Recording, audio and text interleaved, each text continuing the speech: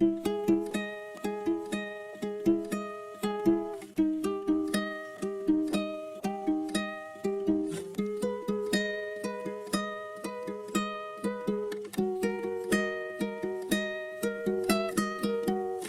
this week's episode of The Smoke Break, we talk with MC, producer, and curator DDwili about our approaches to patients and responses to trauma.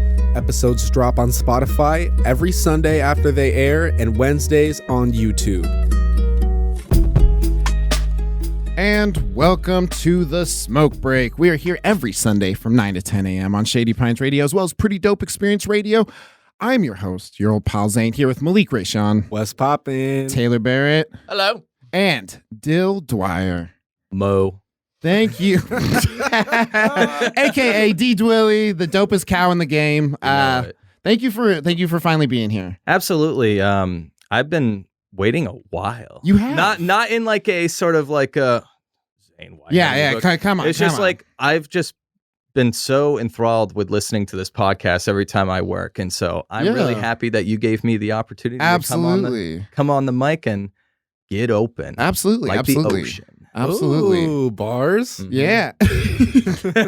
DDwili's one of my favorite rappers. He used to come hang out at Masquerade open mic when I first started that. And we've been friends ever since. You put me on Bars Over Bars. And yeah, just solid dude. So the thing about you though is that you've been super patient. And I feel like patience is something that like I have a really hard time with. Because I want everything now. Like right now, I want to talk about the car accident that I was just in. But you have to be patient, okay? Yeah. This is a lesson. See, Taylor, I brought it back. You have to be patient. That's the next half. Right now, we're going to talk about patience, though. So, what role does patience play in your life? Patience was a big part of my life. Both people having patience with me and me having patience with other people. I have ADHD, and so. You know, I seem pretty chill right now, but like you might see my legs shaking. Yeah. Sometimes I might accidentally interrupt or blurt out something because I have an idea that I need to get out right at that moment. Yeah. But growing up, my family did foster care, so we took care of a lot of kids that came from different backgrounds, had different things happen to them, and so let's see, we started that when I was like 5 or 6. Yeah. So like.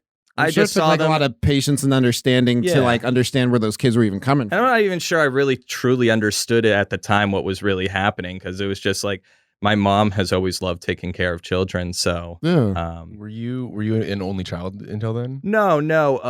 I'm the eldest, and then I have my younger brother Cullen, and Cullen I think might have been 3, I might have been 5, 4, 6, something like that. Yeah, gotcha. And what was like the spectrum of closeness with the siblings? Like, were y'all best friends? Oh yeah. So like some stayed for like 2 weeks at a time.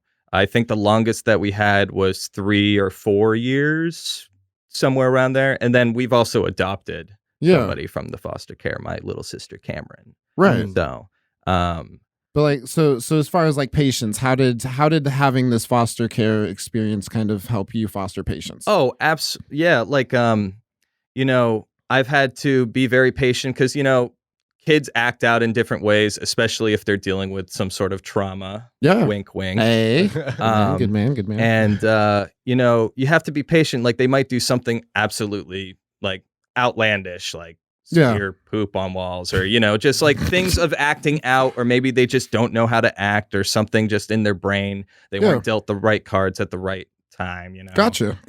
And so as a kid, I was usually always the older brother, so I had to be there for them all the time, getting bullied, take care of that, make sure. I say that my superpower is that I'm very social and can talk to anybody about anything. So just growing up, like I think I really worked on my own skills of learning how to speak to people from different backgrounds. And that requires a lot of patience because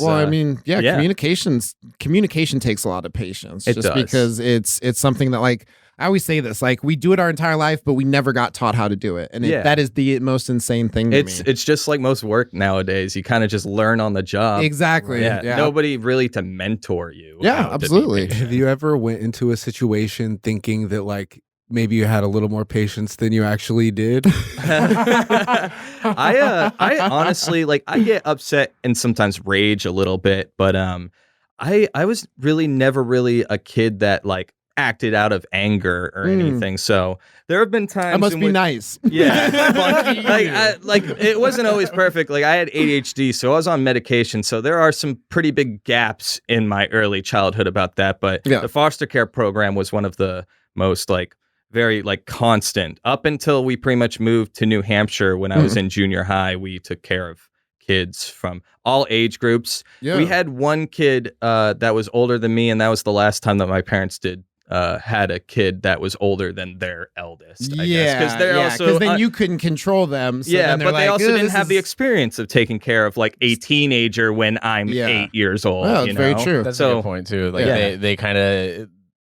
It sounds like they got lucky in the sense that you kind of were well put together and not like had rage outbursts and were outlandish and stuff. And I also like that you brought up that you had a lot of different types of people and everybody expresses their like rage and outbursts in different ways, especially in the foster care system, because there's a good chance they're there because they didn't have that guidance in the first place. And I think a big part of communication that is overlooked is communicating in a way that the other person can understand, like using big words and being super articulate won't always land if the person that you're talking to isn't receptive to the specific things that you're saying. And that takes a lot of patience to be able to identify specific ways to talk to people. And that kind of goes where the thing where I said that I've learned how to be patient with people, but my way of sometimes consoling somebody isn't the best because I don't necessarily know how to make people patient with me all the time. So, like, I might blurt something like, well, maybe you shouldn't have just done that. And they wanted something that was a little bit more sympathetic. Yeah, a little bit more validated. Yeah. Taylor, what about you? What's your experience with patience? Patience has always been kind of a unique part of my life because it's something that I struggled with a lot, and it kind of really like punched me in the face when I had a kid, and that's she's almost 2 right now. Her birthday is January 22nd, and she's kind of at an age where she is learning really important ways of communication. She knows a lot of words. She knows how to like signal for things that she wants, and just being her dad, I can kind of like understand the specific things that she's asking for.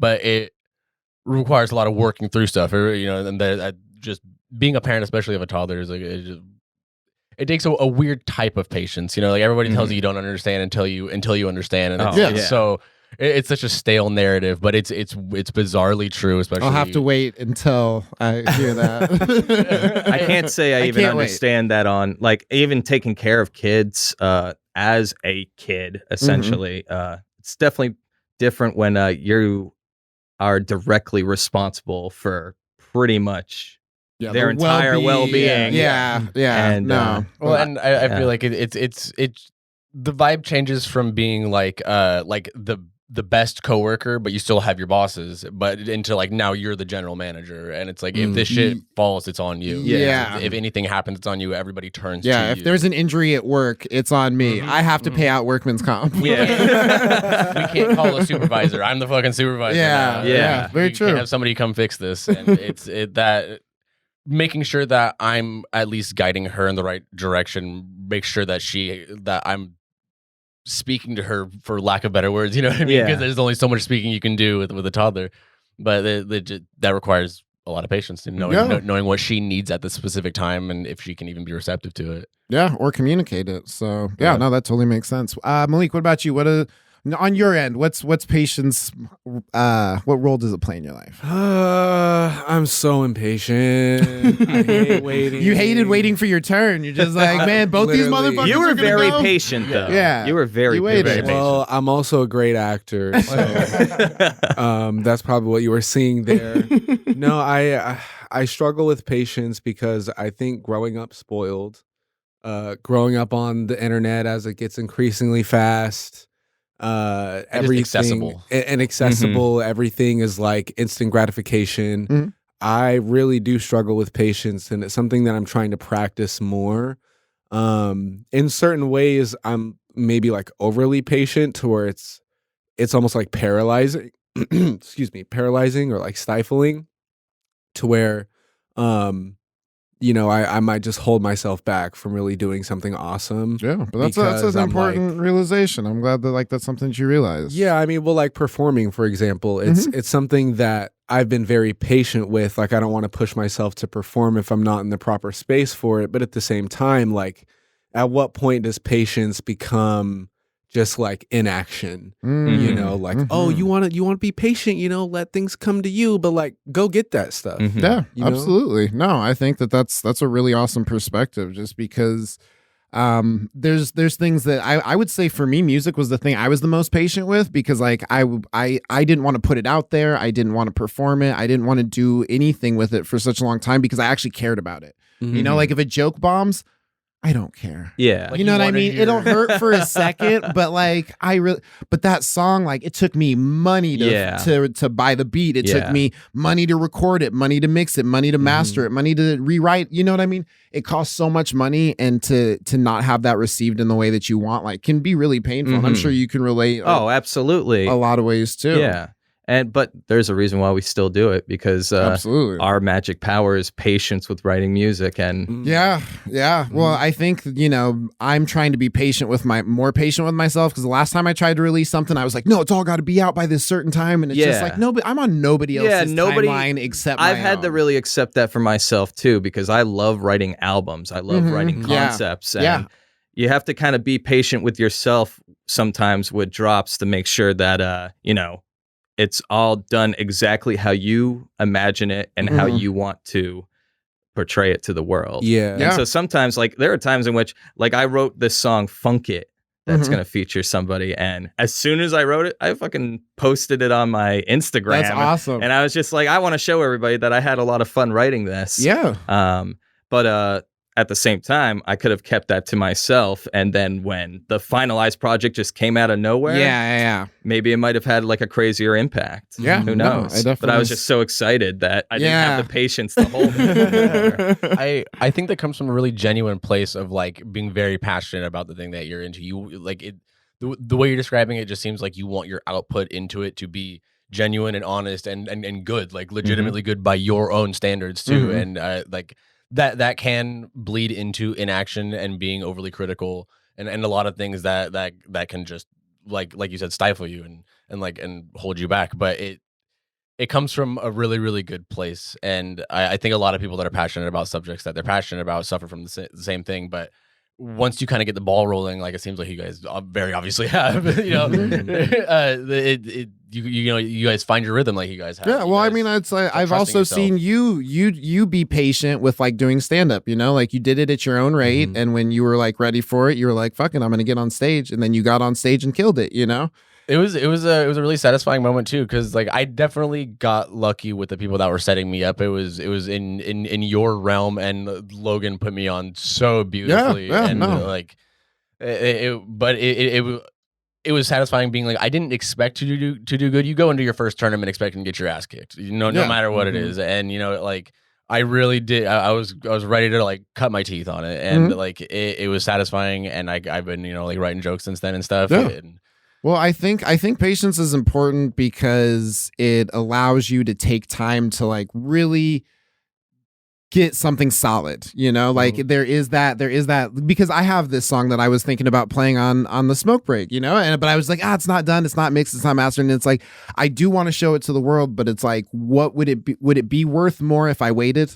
Post in the comments if you want Zane to play a song. Also, post in the comments. Or you can be patient and wait for when it's done. It to drop. All right. And just being able to have that conversation with yourself, like being able to objectively decide what would be better, and like be able to have that entire conversation with yourself and make a decision is really important. And I think that's a really good point, but I also really appreciate like the realization that you had, where it's just like, I don't want to be so patient that like if I know enough of what I'm doing, there's a certain amount of like, I should probably go do it. Yeah, like trust in yourself. Or also if you know that somebody's doing enough that it's not acceptable, you know, like being patient with somebody's attitude where like, you know, you might give them, you know, space to kind of like vent out their anger in a way that maybe you don't necessarily like it, but like, I'm gonna be patient and listen. But then there's the point of, if you have too much patience, then you can be taken advantage of. At a certain point, patience can also become enabling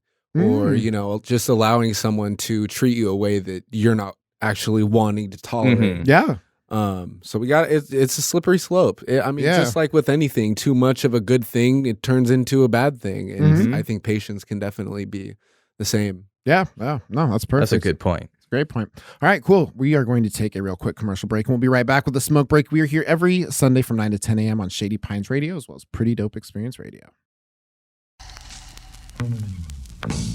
Hey, baby, this is the teenage wolf Mac, back from the grave to call the moon by its original name.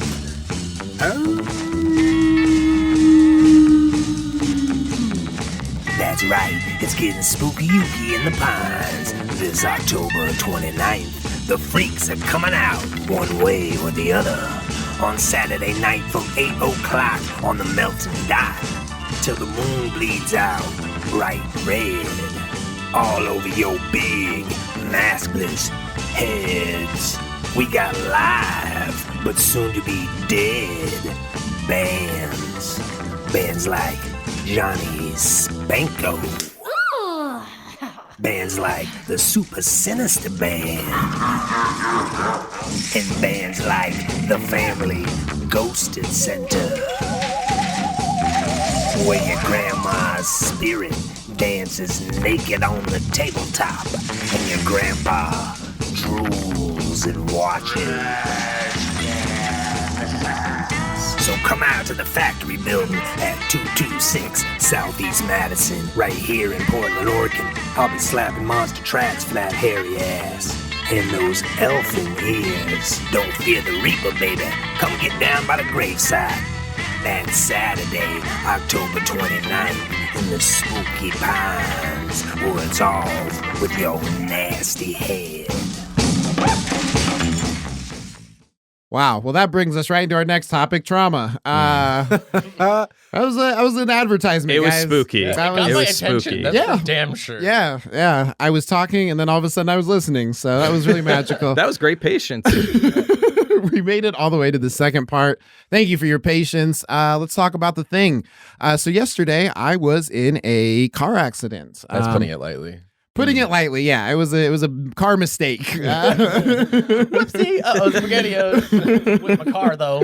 Oh no. So yeah, I was driving to a show, and I looked up, and all of a sudden I was just being hit from behind by like a pit maneuver by a semi, and I'm just like sliding, like I'm sideways and the semi is just pushing me, and I finally slide around to the side of the semi, and then I go into the ditch, and I'm like trying to control it, and then it just like flips over, and it like the glass cracked on the windshield, and I was like, whoa. And but I was totally unharmed. Like totally fine. Fucking that's the second one of that car that's been wrecked. That's so and I come crazy. out completely unharmed. Everyone's just like, Damn. I remember when they crashed in the back of my my trunk, Destroyed it. destroyed it. They were just like, "Are you okay?" And I'm just like, "Yeah, I'm fine." And they're just like, "Yo, I've seen people like way more fucked up Mhm. from like less than that." And I was just like, "Oh, really?" Like, were you wearing your You were seatbelt? a And little allegedly, maybe I was not, but You were a little loopy after that. That's about it. I was, though. yeah. So, bro, you know what you need to do is you need to now make your own version of Through the Wire. on some shit like that. You know what I'm saying? Like you Through the I side re- door is where I crawled out. Bars. dude, for real. Bars. So like, I'm like sitting upside down, and oh yeah, this is the thing that I forgot was that the night before I had accidentally like gone through the radio stations and landed on the Christian station. So as soon as my car flipped, it hooked my phone, and it was just like, "Oh God, is it not?" It was, whoa, Yeah. that sounds Yeah. That is some Twilight Zone stuff. yeah, that's some yeah. woo woo shit, bro. So you're just upside down, like, It was like okay. the classical station, and it's just like classical music Yeah. while you're spinning. Well, I mean, slow it was motion. actually just static, but I mean, Yeah. it was on that station, so I was waiting for that to come through. The first thing I want to say, and sorry for interrupting, No, I was no, very no. patient, You were, is that I'm so happy that you're okay. Yeah. Yeah, Glad you're fuck. alive. yeah. Thank you. I thank you. I was telling Zane, like seeing the picture of the car next to Zane's name freaked me out because I've only had one like really close friend death, and it was a car accident. So Mhm. just seeing like that association yeah. really like messed me up for a second. So Yeah, no. very glad you're okay. I similarly so also have like a similar trauma. My first friend that I ever lost, and I actually told you guys about this when we did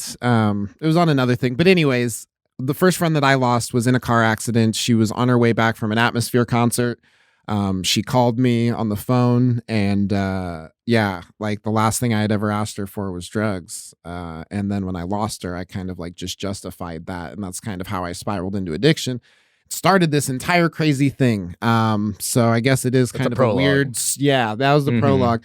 I feel like that was my season finale. You know what I mean? Season finale. Not series finale. Yeah, exactly. Not series. We're First just on the net. Yeah, same. you know, like some crazy shit had to happen. That's like a fade to black where like someone like opens a box and he just goes like, oh no, and the whole crowd is like, oh. You know what that is? That's the prequel that you don't even get to see until after the whole shit. Yeah. Oh, shit. Everyone's like, what happened before that? And they're like, guess we got to make more seasons. We got to find someone that looks like a younger version of this guy. Fuck.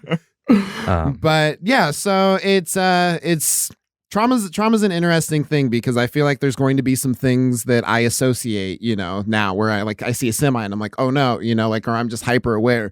And I feel like trauma does different things to us like that. So is there anything that like, I guess you catch yourself, I guess perking up to or being triggered by like that comes from something in the past? Well, first I wanted to ask you something. Oh, sure. So like, I saw the image on Instagram and I saw that you posted. And then I saw the comments and you were making a joke about it. And like, Yep, so that's me. first of all, that made the case clear that you were at least okay enough to do that. Yeah. But also it kind of shows how you deal with trauma, which is through your comedy. Yeah. And, No, I think that's really, thank you. yeah, and I think that's why it's so strong too. You know, it's literally the thing you look for first. Yeah, when you're dealing with trauma, uniquely impactful, or uniquely Yeah. impactful comedy that you do. It kind of has a similar air of a lot. I feel like a lot of people that get dismissed because they're only trying to make that point, but you're lacing it in with like consistent punches, and that's I feel like that's very unique. Well, the thing that like I guess like let Taylor and Josh know that I was okay as we were driving home, they came and picked me up. Thank you. I apprate you. You're welcome. I love you. I was way the fuck out there. That was a hell of a drive. What a little road trip for the boys. But the adrenaline had finally worn off, you know, and I was like kind of like sleeping in the car, and we'd got back to Vancouver, and I pop up and I was just like, I think I swallowed a tooth. And he was just like, yeah. And I was just like, yeah, it wasn't very filling. Yeah. Oh my god! And that's what let me know his prefrontal cortex was still intact. we didn't get Phineas Gage situation. He's still smart. That's good. Yeah, exactly. He's still Zane. But please go the fuck back to sleep. It says a lot about a person the first thing they say after they get in a car wreck. So just. Oh yeah. Is a pun that the first line of is very potentially true. Like me and Josh were like, "Whoa, shit, are you okay?" Like, and then he just hits over the pun. You son of a bitch. Oh my god. Yeah. No, it was. I don't know. I called Amanda and she was just like, "Are you okay?" And I was like, "My hair's a little fucked up." And she's just like. I was like, you remember on Trailer Park Boys when like Julian crashes and he comes out with like he's still holding the glass? I was like, that's me like picking out my hair. Like I just crawl out and I'm just like, just making sure it's good from all angles. Ready for routine. But the one injury that I did sustain, and this is very important to talk about, is this scratch on the back of my ankle. A little scrapey poo. Little scrapey poo. Yeah. I got out and I was pacing back and forth and scratched it on a thorn. Wow. Yeah. So yeah, no, I just had to make sure that we made it out completely alive. Yeah. Let's just do something. Yeah, exactly. Yeah. I feel like God the didn't want me whole getting too time- cocky. I feel like the whole time you're waiting to get picked up, you're just like thinking of jokes about it. You're not wrong. It's like, Fresh, where's the notebook? Yeah. As for you're real. climbing out. Yeah, exactly. I was just making sure my phone was fine. I was But just that's like, the that's same where all way my we're jokes You're are. like sitting upside down and still you're like, I could use this. Yeah. I could do a set about this. But that's the same way, like when I go through trauma, immediately, like in the moment, I'm not even tripping that much because I'm like, this is about to be a hit. This is about to be a hit. Oh my Straight god. up. You're yelling. I'm already making bars. Okay, I don't care. I checked out 5 minutes ago. How do you so you noticed that about me? How do you deal with some of yours when you're Sometimes I experiencing can be pretty like funny blunt. A Mhm. little bit like, oh, that just happened. Yeah. And oh great, this is gonna fuck up work or something like that. It's so dumb. I have that wage slaves mentality of like I remember one time I broke my arm trying to dance on a longboard, And Nice. like That's a sweet- breaking bones can be pretty traumatic because you're just like, you think immediately of the future. Yeah. Of like, how is this going to affect everything I'll that I never do be able right to hold now? the mic again. Yeah. I've broken this arm 3 times and Damn. it's not great. Like Different places? like whenever people, always in the same spot. Jesus. Sledding, got tackled by a dog, longboarding. Those are all pretty cool ways to like break a leg. Yeah. And those but are it's like also you all couldn't have, like- beloved things, too. Yeah. And they're all like fun activities. It's like, here's something that makes it awful. And you couldn't have like Thanks, learned drama. something from the last one to prevent the next one. No, You were because like, it's just like there's no. maybe I shouldn't dance on a longboard. Like, no, dog. But in other like forms of trauma, like I've had a lot of relationship trauma in the past. Yeah. So I've definitely written a lot of songs specifically either addressing that person or even just like Situations. it's kind of like listening to a soundtrack. There's music that plays for certain scenes that happen, leitmotifs Yeah. and whatnot. Like you get hear you. very sad music. So sometimes instead of just writing about the thing at hand, I write about like the feeling that I'm having. Yeah, And so like yeah. a lot of my passion, even though I haven't had like my relationship right now is super great. I mean, Yeah. I'm getting married. Yeah, boy. But like there are still things that just from past relationships in which like Raina has been being patient with me because those are just things that I like, different ways I act because of things, different things that I do. The things you've experienced in the past that kind of like make you do that knee-jerk reaction of just like, I'm sorry, that wasn't you. That was me viewing someone else through you. Exactly. And she's been really patient with that. Also, just randomly right now with ADHD, I don't know if it's just me or whatnot, but I think a lot of people really forget about like the memory loss gap in there, because that plays a lot into the attention span of people with ADHD, is that sometimes you literally can't remember what somebody said. I'm glad that you mentioned that, because I also am diagnosed with I don't know if it's ADD or ADHD, whatever. I feel like they're the same shit. Yeah. But sometimes I feel really bad because like I'll forget really important things and I feel like just a bad person. 'cause Yeah. it's Like you can even write it down and it's just you forget that you like wrote it down. It's like, well, did you write it down? Like, yeah. I forgot to check my notes. Fuck. that's the attention span aspect of it. Right. The attention span is you just like butterfly over going here. into a void for a little bit and not listening to anybody or anything. Well, and I think it gets lost on like that concept of just like knowing that you have frustratingly bad memory gets lost on a lot of people, because I have good memory, but then it feels like that good memory every single time something gets solidified in my memory, just like a cheese grater goes over and half of it goes missing. So I have deep memory, great like long-term memory and short-term memory, but the parts that are bad are fucking atrocious. Oh yeah. The parts that are good are phenomenal. Especially if somebody's dealing with their own trauma and you're trying to be there listening for them, and like you're just like playing through my own trauma. playing through my own trauma and trying to be patient with both myself with understanding what's going on, but also making sure that they're patient with me simultaneously with actively listening. Yeah, well, I think that like a lot of people don't know how to react to somebody like crying, for example. You know, like, I'm such a physical person and stuff, so I love giving hugs. I love like back rubs and like high fives and making sure people kind of feel that energy flowing from me to them through that sort of physical thing. But not everybody's about that. Exactly, because like I would get like super anxious, and then Amanda would be like, "Oh, my love language is touch, so I'm gonna give you a hug," and I'm like, "This feels like a straitjacket. Like, get me the fuck out of here." You know what I mean? So it's like, but that's you know, that's my own trauma, you know, and that's we have to kind of like understand that like each person's dealing with something different, and you know, try and just be compassionate and patient towards those things as they work through them. So I almost ran out of breath in that sentence, but I'm really proud of you for getting through it. I did it. Like, pat yourself proud on of the us. back. I'm proud of us for getting through this episode. Thank you for I mean, it's allowing me not to give you a hug when you Absolutely. arrived. No. You gave me a hug one time, and it was super weird. I showed up to your show, and you were like, "Hey," and you like had your arms out, and I could tell in your brain you were like, "I didn't mean to put my arms out for a hug, but I already committed." And then we hugged, and we were like, "That was weird." I was like, we have never hugged in the entire 2 years that we've known each other. We've never hugged, and I did not realize it until that moment. I was like, It's really weird. You know what that it sounds felt like we like? like kissed, and we were like, "What the fuck?" Is happening? Like, let's not do that. I've had that happen once for me. I am not a very interesting person. I'm straight. I'm white. One of those would be a strike. Don't care about my Irish roots really at all. You got one more bad thing about you. Yeah. Strikes. Yeah, for real. I mean, I'm straight and German, so that might be two. I don't know. Oh man, you know what? I just completely forgot the point that I was getting across. I'm so sorry. I'm the worst. Well, on that note, we are going to take a real quick commercial break, and we'll be right back with the smoke break here on Shady Pines Radio, as well as Pretty Dope Experience Radio. Okay, so Halloween's coming up and you're a spooktacular person, but starting a small business can be scary for anyone.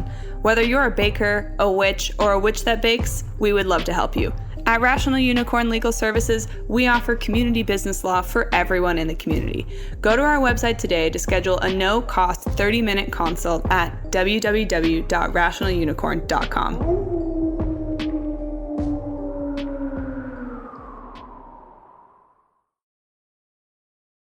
And we are back with the smoke break here on Shady Pines Radio every Sunday from 9 to 10 a.m. As well as Pretty Dope Experience Radio. I'm your host, your old pal Zane, here with Malik Rayshawn. What's poppin'? Taylor Barrett. Greetings. And DDwili. I just arrived. This is DDwili. The other I've person heard was that- still Dwyer. Yeah, there was somebody that was a cow clearly impersonating me that Right. was here earlier. Yeah. So Yeah. There's a cow dressed as DDwili. Yeah. That was very strange. It was very The cow convincing. formerly known as DDwili. All right, dope. So we are going to do one of my favorite parts, which is we're going to get real, bro. We're Hell going to get yeah. real, bro. We're going to ask a question. I'm excited. Question that I've never seen. I haven't seen all of these. This is what I've been patient for. Yeah, To this be is what- honest. yeah, This yeah. is the point in which The- I'm like, yeah, let's go. Let's do it. Let's do it. All right. So what's the first thing you feel / think when you hear the term male privilege? Wow. Okay. Okay. So when I think of male privilege, like I think most boys did not growing up knowing that male privilege was a thing. It's another one of those things that you mentioned, like isn't in the handbook, Yeah. unfortunately. Very true. Very true. So I think growing up growing up specifically around women, being raised by women, Mhm. being best friends with my sister, hanging out with girls at school, whatever, Yeah. like you start to realize that there's a certain theme, there's a certain commonality that like every woman in your life has been hurt by a man.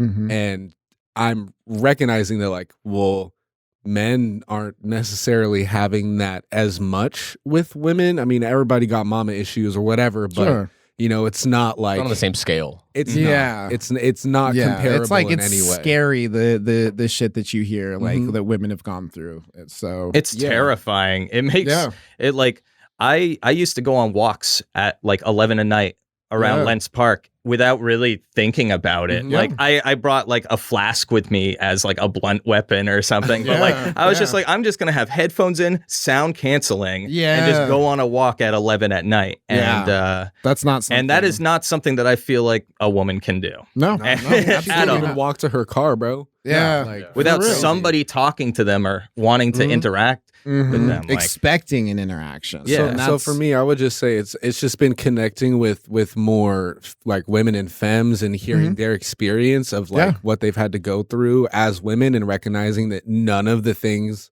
that like are they're most concerned about are things that I as like a man and a boy have never had to worry about. Yeah, Mhm. absolutely. No, I think that's really important that you've been able to, through the lens of knowing multiple women in your life, be able to just kind of absorb that experience. Because yeah, that's something. I grew up with two moms. I've always been kind of I say effeminate, but my mom will be like, "You're not effeminate," and I'm like, "You're saying that because you're my mom." Also, I'm only talking to my mom, so doing my best.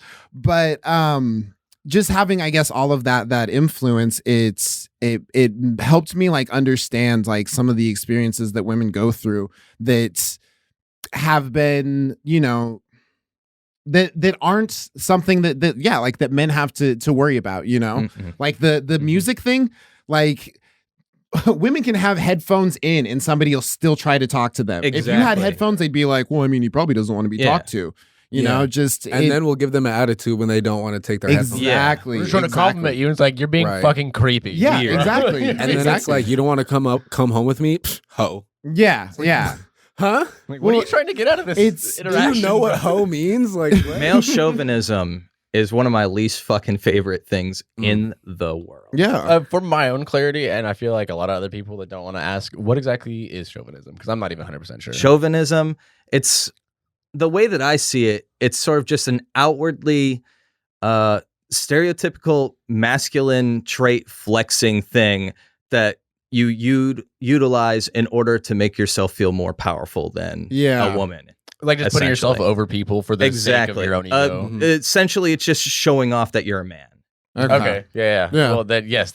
Yes. Very big problem. It's like just the even like it's locker room talk. It's a Yeah, good yeah, example yeah. of it. Like I love soccer, but I hated a lot of the people that I played with growing up. Yeah. Like, they would just say the most outlandish things like, "Oh yeah, and me and my bitch this," Yeah. or like just talking about stuff that I'm positive the other person would never share. Yeah, well, And it's like- I can kind of relate with that because like when I lived in China, there was like these cats that like I was around that just said the fucking grossest shit, and it was like I felt because I never really had any male role models.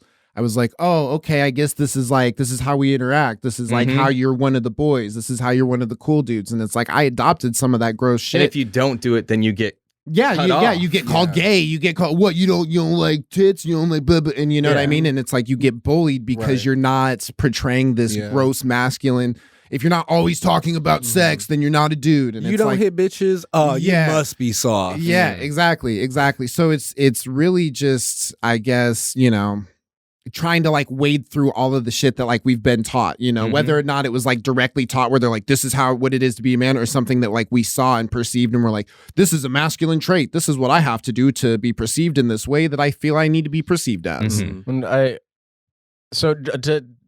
like answer the card, the first thing that comes to mind, it was hard for me to figure out how to phrase it, so I'm glad you guys went first. But it just the amount of like unwritten rules that they're like forced to participate in just to like survive in a social climate at all. Like there are similar rules for men, but that's only if they choose to participate in the toxic masculinity. Women do not get to choose in participating in it because it's forced upon them very, very often, whether it's just in a simple social setting, not wanting to be flirting on, or like there's a million ways to escalate it, but they don't get to choose to participate in it, and they still have to abide by this like insane set of rules. They have mothers teaching their women how to operate around toxic men, or mothers teaching their daughters how to like operate around like super toxic men and creepy men, and like what to say so you don't make them too mad and yada yada. Like that's absurd. That's fucking absurd. That's stuff that like we never had to learn as far as like how do you dance around this conversation so you don't get murdered. It also says a lot about our society if the conversation isn't like, how do we stop that from happening? Exactly. It's how do we protect you from it when it inevitably does happen. Right. Absolutely. No, that's a really great point. Is like I think I had seen a meme and it was probably something Amanda had posted, but it was just like, why is it we're teaching, our daughters to deal with toxic men instead of telling men not to be toxic? Like that's, why are we trying to remedy the situation when we could just that male dominated society. Patriarchy. I want to shout out one of my coworkers, or not even my coworker. She was my manager, and she was always the person I could go to. Her name was Jess, and she, one sole woman in like a crowd of like really old white men and stuff. And I used to always hear like, "Oh, she's such a bitch" and stuff. It's like, well, maybe she kind of has to in order to survive in this like environment that maybe that's the only way men will listen to her. Yeah. Honestly, well, it's like that's the thing is that like we look so much at the person without asking what caused that person. We just look at the result. We're like, oh, this person's mean. It's like, well, maybe they had to be to survive in a climate where they're constantly being undermined, where they're constantly. And I don't know. I think it's important to talk about, okay, what's your guys' experience with this? Like with seeing that not everybody is like this, but realizing that enough people are like this, so it's important to talk about. leaving. One of the reasons I left New England is that the bubble that I believe New England is kind of has this culture trapped in there. Like, I just coming here, I have noticed such a great community support for more aspects that I can even name compared to back home. Mm-hmm. And I also wanted to shout out Ladies of the Rose, because they are one of the best organizations in the city when it comes to putting on local shows for trans youth, queer folk, femmes. It's all femme run. There's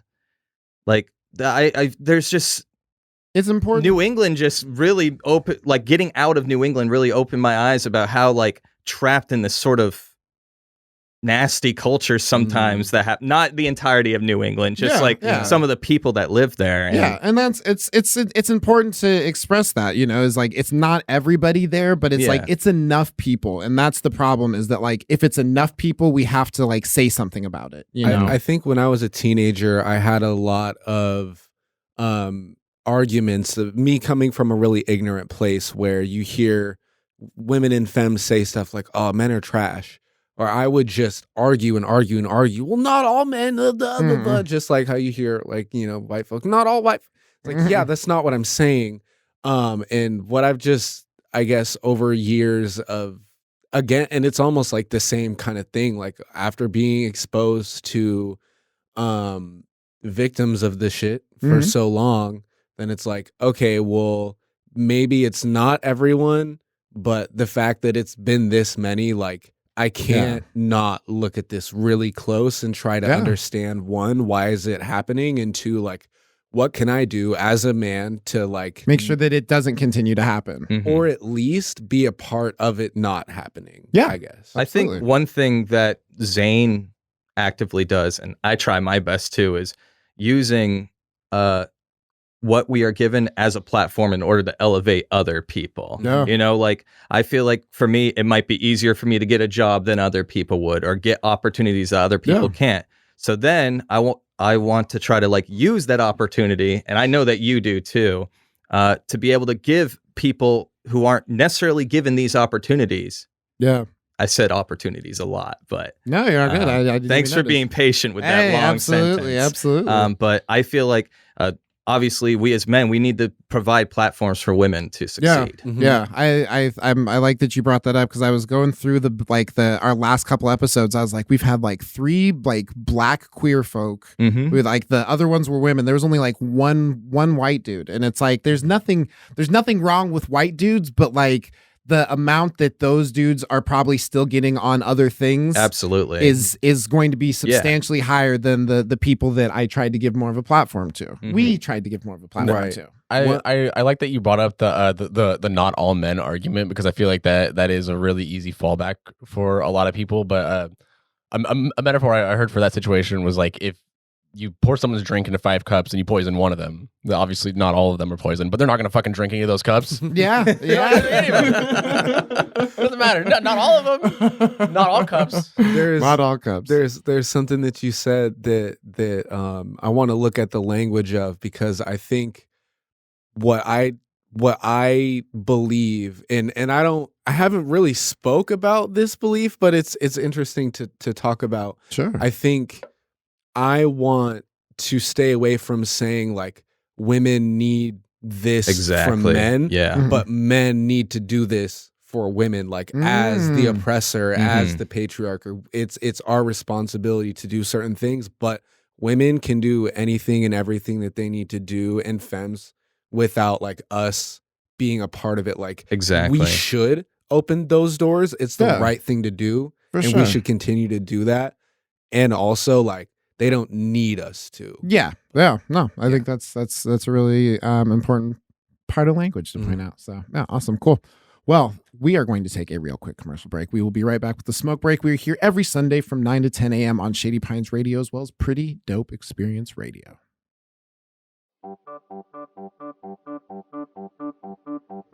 Hey, kids of all ages, it's Halloween season again, here in the Spooky Pines. Listen in for Halloween-themed shows throughout the month. And then, Saturday, October 29th, Join us and Curbside Serenade with special thanks to Rational Unicorn Legal Services for the Spooky Pines Graveside Get Down at the Factor Building, 226 Southeast Madison Street from 7:30 till midnight. We'll have live bands featuring Johnny Franco, Only Worship Soto, Super Secret Band, along with food and beer, games, and more. Go to ShadyPinesRadio.com/getdown for more information, advanced ticket purchasing, and enter our Halloween raffle. The Spooky Pines Graveside Get Down, Saturday, October 29th, at the Factor Building, 226 Southeast Madison, from 7:30 till midnight. We'll see you there. Welcome back to the Smoke Break. We are here every Sunday from 9 to 10 a.m. on Shady Pines Radio, as well as Pretty Dope Experience Radio. I'm your host, your old pal Zane, here with Malik Rayshawn, What's poppin'? Taylor Barrett, Hello. and DDwili, aka What Bill up? Dwyer. DDwili. All right, you. go ahead. I would like to address not anyone in particular, but anyone who may feel uncomfortable by hearing jokes about white people, white men, white women, or just whiteness in general. We get to make jokes about whatever we want, and it all comes from a place of love and understanding and awareness of what's going on. But So- seriously, white people suck. and if you don't like the jokes, you're telling on yourself. Amen. Bars. Yeah, pretty much. Bars. Bars. Just saying. This week. Saint's like, does this guy really suck? This week, I'm excited to find out what you guys are excited for. Obviously, putting the patriarchy in line. Yep. Yeah, that's Every one day. of them. But after Yeah. that, what are we excited for? I'm gonna go last. You go Or at last. least Taylor, not do you want to first. go first? Taylor, No. yeah. You don't want to go first? Yeah, I'll go first. Well, I am excited for all the shit that my daughter's going through right now. You know, I that's been on my mind a lot. I'm noticing like a steady incline in the stuff that she's learning and like the complexity, and it's like she's at such a good pace, and I am just so like she's like grabbing her mom's phone and like yelling dada, and like she FaceTimed me on her Nice. own the other day. That's And I was wild. like Nice. that's creepy. Yeah, no, that's wait terrifying. until but- they learn how to use the tablet. Oh, It's yeah. the first time that I saw my baby sister do that. I was just like, she's an alien. How does for she real. know how to use this? Yeah. It's creepy, but I think a part of it is kind of like how like if cats see you on a laptop, they want to just like press a laptop. They like she's not like typing words and shit, but she just sees me pressing buttons and she's like, I want to do that. When they go to kid YouTube and they swipe over the screen to find it, it's over. weird. It's Well, like and I've seen kids. My cousin did this thing where he didn't know the words that he was typing. He just knew that these 4 pictures, it happened to make a word that if he put it in the search bar, it would get him to the video that he wanted. He didn't know the Nuts. word he was searching for. I don't even know if he could say the word. Yeah. But he knew that if he hit these 4 buttons and then hit this 5th button, it got him to his video. Mhm. That's insane. And it was creepy. Yeah. press these pictures for good screen. Yeah, exactly. In this exactly. order, very important. Yeah. Very important. But just to kind of circumvent the whole like navigating my phone, learning how to like getting comfy with like tablets and everything. Mhm. Obviously, most things are going to be touchchering, but I got her this like drawing app. So every time she presses the screen, it's a different color. Mhm. And it's like this bright neon shit. So we're like going through like learning all the colors. She's learning how to make shapes and identify them like on her own and shit, which sounds super trivial as a 26-year-old human being. I did this shit a long time ago. Nobody gave me credit. Yeah, I could draw a circle right now. Nobody would give a fuck, and it would be a bad circle too. I mean, think about how good you feel when you get the right key on the first try. Yeah. Like, yeah, no, exactly. Yeah. And like she's doing the shape block and shit now, and it's so weird being excited for that because I remember being in daycare and being like seeing kids do that, and I was like, fucking whatever. This is dumb. Not No impressive. compassion. No compassion. I got a Game Stupid Boy. I don't kids. give a fuck about the triangle. Yeah, it's a triangle. It fits into triangle-shaped things. Yeah, let me know when you learn math, dumbass. Now I'm watching my toddler daughter do it, and I'm like, you're so smart. I made you. It's so weird. No, that's awesome. That was something, when you used to do episodes of the Smoke Break, I was always just like curious, to like watch what it was like for you as a parent to watch your child like develop and start to grasp new concepts. And it's very strange also feeling childish. Like I don't feel like an adult. I feel like a lot of adults, especially in my age range, don't feel like adults. They just feel like they're kids that have bigger responsibilities now, and they're like scared and shit. Yeah, It's weird, but like nobody talks about it because they have this like overly resilient, like I'm fine, I'm gonna hustle through life, and it's like no, this shit's scary, dude, and it's weird, and it's weird. Like kind of having to have that resilience for another person now. It's not just like this faux bullshit. Like I'll take care of myself and be a bachelor. Yeah. No, like I'm realizing what adultthard is. Yeah. Gotcha. Yeah. Exactly. Like the value of it. Yeah. Dill, what am I are excited? we excited for? Well, as always, doing Bars Over Bars, I'm excited to throw more shows. In fact, what's crazy is that there's somebody in this room that's going to be on one of the shows soon. Actually, you know what's even crazier? There's two people that are going to be on shows. Yeah, me and Dwili. Yeah, that's right. Shows. No way. That's so great. I'm glad I curated you for all of the sets. I know what I'm doing. But Malik's going to be on a show November 23rd. That's going to kick ass. Check it out. And then I don't have this officially announced, but Zane will be part of the year anniversary of Bars Over Bars. What? We heard that Here first, folks. Yeah, when is I'm that? very happy that you guys are so on board with performing. Like, Absolutely. it's always nice to reach out to people that are really excited to perform. Like, I have people already kind of like lining up for 2023, and I need to figure out some residencies first. Yeah. But I'm excited for that. I'm excited for my own music. I feel like lately, like I've been writing a lot of like cypher music instead of like songs. That's fun. That's fun. I love writing like flex bars, but like I started getting back into like writing what they're things. Called? I'm such flex bars, just showing off like such a noob to rap. I feel like flex bar. I was always curious but you got it in you though. Like if you're just like flexing, you're just showing off what you can do. Yeah, whereas like the song is about that you're a good rapper. Yeah. Pretty much. Yeah. Essentially. It's so much fun. You don't even That's, have like, to my necessarily favorite. lyrically say that. You just have to be like, I'm the shit. in different ways. Yeah. yeah, whether it's your flow, cadence, What was the delivery. thing that you said? You said like Carne, nice to meet you. Oh And yeah, I, like, is my your name brain- Carne? Because it'd be nice to meet you. And my brain exploded, and I was like, "How did he take the thing that I do and the thing that he does, and then make it? You can make How does he music know funny? another language? How? Yeah, That's amazing. Wow. No, so you're excited? You excited to be excited making some- for writing, exciting for putting on shows. I'm excited.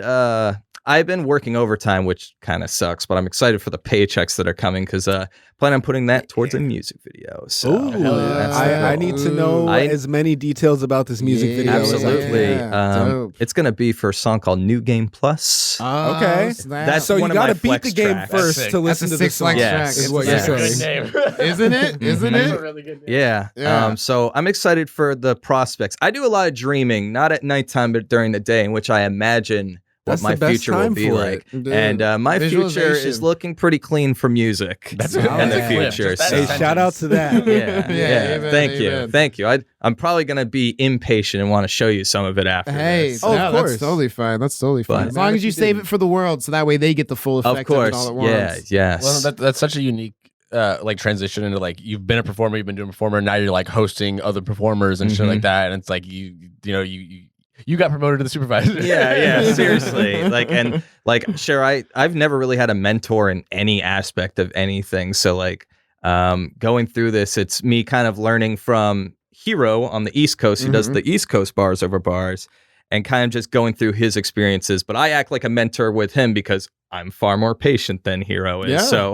Kind of coaching him through like different reactions because there's a lot of drama that happens in New England. And so kind of just like being like, here's how I would analyze this. Yeah. Maybe let's do this. Well, I mean, Let's I think go that's with this. important with just friendships in general, just being able to like, if there's something that you are better at or, possibly more better versed at, being able to just kind of swap those things and be there, in different ways. Cause there's shit that like I'm terrible at that Taylor, I just go to Taylor. I'm like, okay, what do I do? Like, Yeah, math mostly. Yeah. Yeah. Anything where it's, there's the division sign, I get confused. But you gotta have that community to fall back Absolutely, on and be able to absolutely. like ask questions and to Exactly. like not know stuff sometimes. yeah, absolutely. I think it does require a lot of just like honesty and integrity too, like with yourself, of like trusting your skills and acknowledging your own gaps. That kind of falls on the individual to do that, and then you just kind of have to hope that the other person is on the same page, and I feel like that kind of makes the community. That ends up making the group of people that have that shared information. Yep, absolutely. Malik, What talk am I to me. excited What are you for? excited for? Well, of course, I'm very excited to be performing at is it Legrowski or Lebowski? Big Legrowski. Legrowski. Okay. It's like a pun on growlers. Yeah. Okay, for sure. I was a little Pretty sweet unsure. one. Yeah. And I didn't want to say it out loud and be wrong and then embarrassed. Yeah. I love that place. That place is so I'm sick. excited to be performing at the Big Legrowski on the 23rd. You got it. On the 23rd, I used to perform. It was a very natural progression from like learning how to make music, getting comfortable making music, getting good at the time at making music, to like, okay, now I'm going to perform. And I started doing that. I think I did like 3 or 4 shows, and then I had another one coming up. I had my set all prepared and ready to go. My first friend death happened, rest in peace, DJ, right before the show, like maybe a week. Holy shit. Yeah, it was intense. It was a car accident.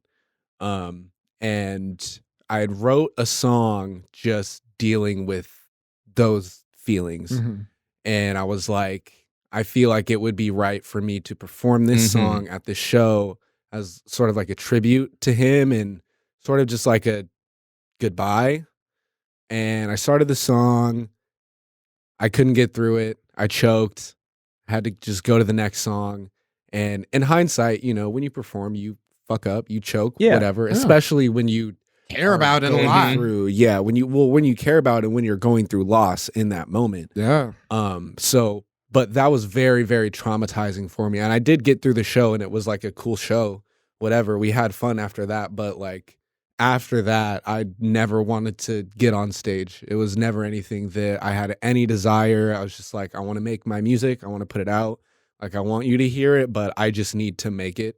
And that's pretty much the bottom line. And then just meeting entertainers, comedians, and rappers, and poets, and people who are just doing all types of different things. Obviously, with the podcast too, and getting a lot of encouragement from Zane, and getting the invite from DDwili. I'm just like, you know what?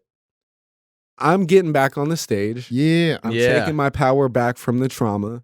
Yeah. And I'm gonna rock it, and I hope y'all come see me and say hi. I'm super proud of you, Malik. Like when you told me that you were going to be at Bars Over Bars, I was proud of you for seeing what I see. He And it did means with a lot. one text what you've been trying to do for what, 6 months? I mean, he's right. He has good time. To be honest, good time like to that's people. also superpowers that I get shit done. So. That's true. Hey, and that's why you have to have those people to balance you out, because I don't.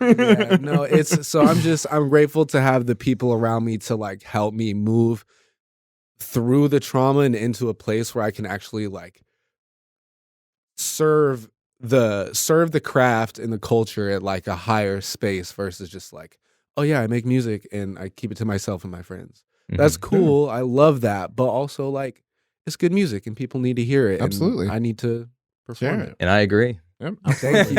I appreciate you. Super excited for that. I'm super excited too.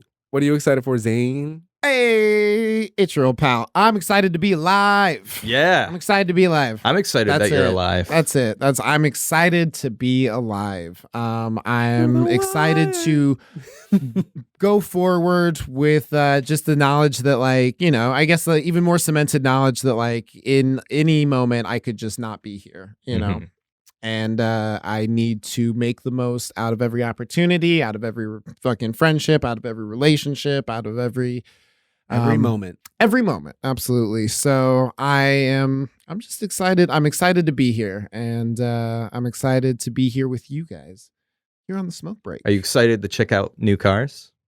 There's a new Cars movie? No, you're. Thought it was called Cars 2. Me and my roommate were very not sober the other night. And we were like, are there any boats in the Cars universe? Are there any boats? This is like a very serious. There are. I found one. I eventually I found some other ones because I spent some fucking time on this. What were their names? Well, there's the whole planes universe. Yeah, the planes thing was real, but we wanted the boats.